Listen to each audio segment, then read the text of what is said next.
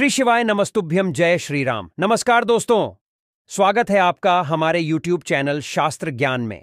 आप सबको पता है कि 22 जनवरी को प्रभु श्री राम का जो भव्य मंदिर है उसका उद्घाटन अयोध्या जी में हो रहा है और हमें श्री राम ज्योति जलानी है। वह हमें कितने दीपक जलाने होंगे, कौन से टाइम जलाना है और कब कब ये सारे काम करने हैं, इसकी बात इस वीडियो में करने वाले हैं। आपको यह भी बता दूं कि यह 22 जनवरी को आपकी दीपावली के पर्व के तौर पर मनाया जाएगा। ठीक है, समझाते हैं कि राम ज्योति आपको जलाने का भय और कितने दीपक आपको प्रज्वलित करने हैं। ठीक है, चलो समझते हैं।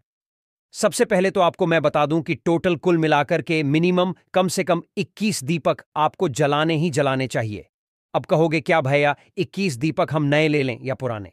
जो दीपक आपने दीपावली के दिन इस्तेमाल किए थे वही दीपक ले लो, वरना नए ले लो तो बहुत अच्छी बात है। ठीक है, कम से कम 21 दीपक तो जलाने ही जलाने। अब वह 21 दीपक जलाकर कहां कहां इसकी बात करते हैं। देखो, आपके घर में कहीं पर भी भगवान श्री राम की कोई भी फोटो, मूर्ति, प्रतिमा हो, वहां पर आपको कम से कम एक अखंड दीपक जलाना ही जलाना है कि वह दीपक पूरी रात जले हैं ना। कौन से तेल का दिया जलाकर, तिल के तेल का दिया अखंड दीपक आपको जलाना है। अगर आपके घर में भगवान श्री राम की फोटो, मूर्ति, प्रतिमा हो, भगवान विष्णु की हो, भगवान कृष्ण की हो, किसी की भी हो, उनके सामने लगाना ठीक है। 21 में से एक दीपक तो आपने अखंड दीप लगा दिए। जो 2 दीपक आप जलाएंगे, जो आपके घर का मेन गेट होता है जहां से हम लोग एंट्री लेते हैं, एक दीपक यहां पर जलाएंगे, एक दीपक यहां पर, और ये दोनों दीपक लंबी बत्ती के होंगे जिसमें 2 बत्ती लगाएंगे, जलाएंगे सिर्फ एक ही बत्ती। जैसे ये दीपक है, इस दीपक में एक बत्ती ऐसे लगाओगे, एक बत्ती ऐसे और जलाओ कि कोई भी एक बत्ती, बस उस बत्ती का मुख साउथ डायरेक्शन नहीं है ना। तो यहां पर हम लोगों ने 3 दीपक तो समझ लिए, बाकी के बचे हुए दीपक जैसे हम लोग अपने दीपावली के पर्व पर अलग अलग जगह पर घर में रखते हैं, अपनी अलमारी के ऊपर, नल के पास में, सीढ़ियों के ऊपर, है ना, सभी घर की चौखट पर। इसी तरीके से जितने भी बचे हुए दीपक आपके पास में हैं, उन सभी दीपक को दीपावली के तौर पर, भगवान श्री राम के भव्य मंदिर के उद्घाटन के तौर पर आपको अपने घरों में जलाना चाहिए। ठीक है, बस एक चीज का जरूर ध्यान रखना कि जो श्री राम ज्योति जलाएंगे वह आपको अखंड ज्योति होनी चाहिए। वह रात भर बुझने नहीं चाहिए, 24 घंटे वह दीप जलना चाहिए। ठीक है, समझाया। दूसरी बात करते हैं। अब देखो आपको क्या करना है। पहला काम तो दीप आपने जला दिया, दीपावली मना लिया। दूसरा काम हमें करना है कि 22 जनवरी को हर एक हिंदू के घर पर इस तरीके से भगवा ध्वज लहराना ही चाहिए। ठीक है, चाहे उस पर जय श्री राम लिखा हो, माता दुर्गा का नाम लिखा हो, कोई सा भी हो, बट एक भगवा ध्वज जरूर लहराना होगा।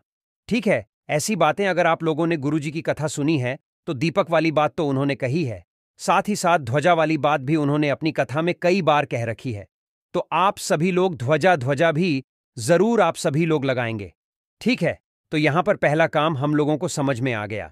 अब भगवान राम को खुश करने के लिए, अपनी फैमिली में खुशियों को लाने के लिए, अपने घर में लोगों को परिवार में बहुत आगे बढ़ाने के लिए दूसरा काम भी आपको 22 जनवरी के दिन जरूर करना।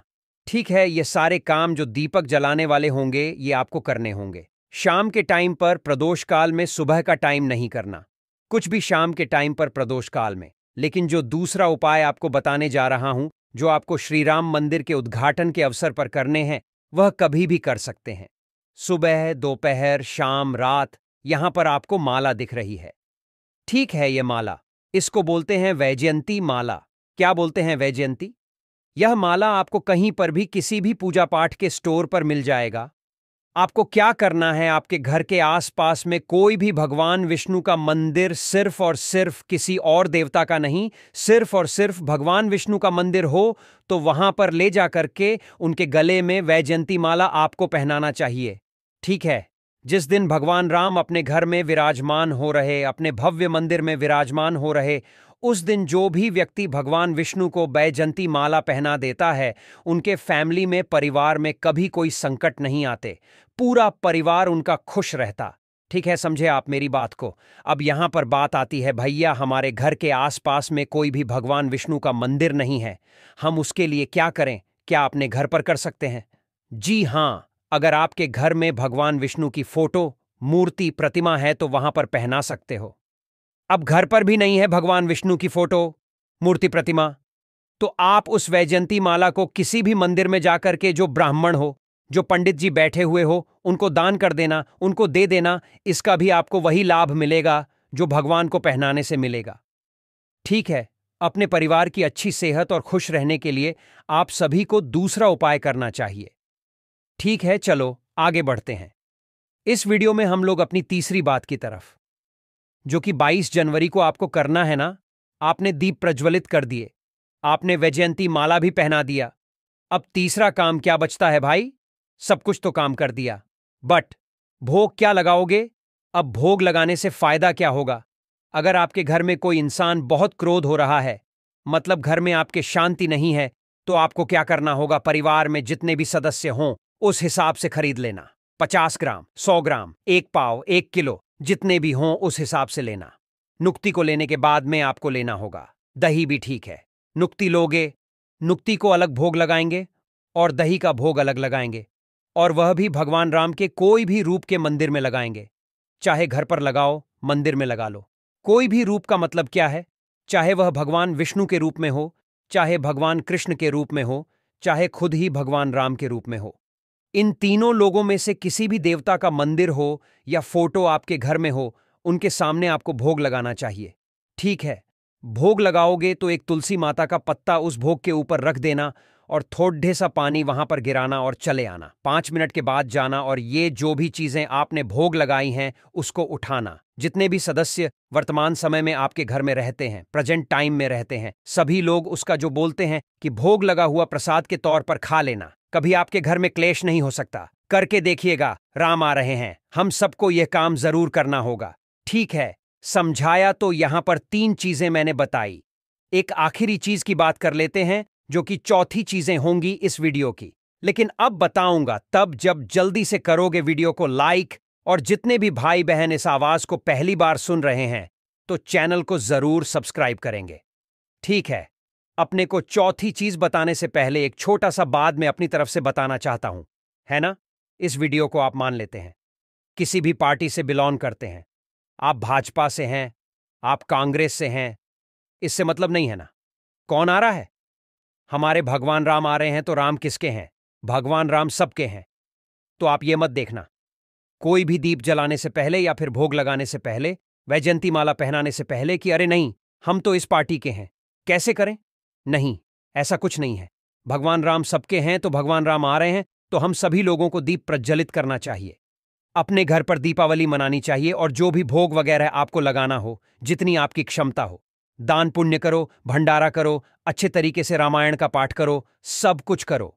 लेकिन हिंदू अपना जो धर्म है वह अपनाने के लिए काम जरूर करना। ठीक है, ऐसा ना हो कि हम कांग्रेस से बिलोंग करते हैं, किसी और पार्टी से बिलोंग करते हैं तो हम ये काम नहीं करेंगे।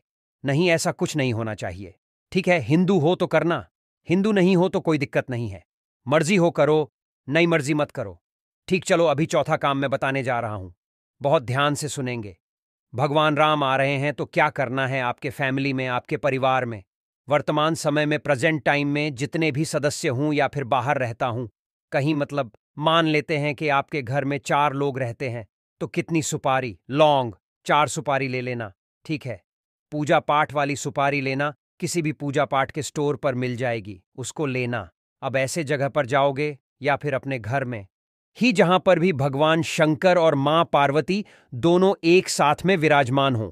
ऐसा ना हो कि भगवान शंकर का शिवलिंग है और माता पार्वती नहीं है, वहां पर नहीं, दोनों लोग साथ में विराजमान होने चाहिए, चाहे वह मूर्ति के रूप में हो, चाहे फोटो के रूप में, कैसे भी हो, दोनों लोग होने चाहिए। वहां पर जाएंगे और एक एक सुपारी, मतलब एक एक सुपारी का मतलब क्या है कि जितनी आपके पास में पर वर्तमान समय में सदस्य हैं, उतनी सुपारी लेकर के भगवान के चरणों में समर्पित कर देना, और थोड़ी देर के बाद उन सुपारी को उठा करके किसी भी नदी, तालाब, सरोवर में विसर्जन कर देना। एक तो भगवान राम आ रहे हैं, ऊपर से सोमवार का दिन है, दोनों संयोग एक साथ बन रहे हैं, तो करके देखिए इस काम को। फैमिली, परिवार आपका बहुत खुश होगा। दोस्तों, आज की जानकारी में बस इतना ही। उम्मीद करता हूं जानकारी आपको पसंद आई होगी।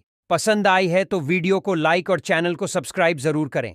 कमेंट में जय श्री राम लिखना ना भूलें। धन्यवाद।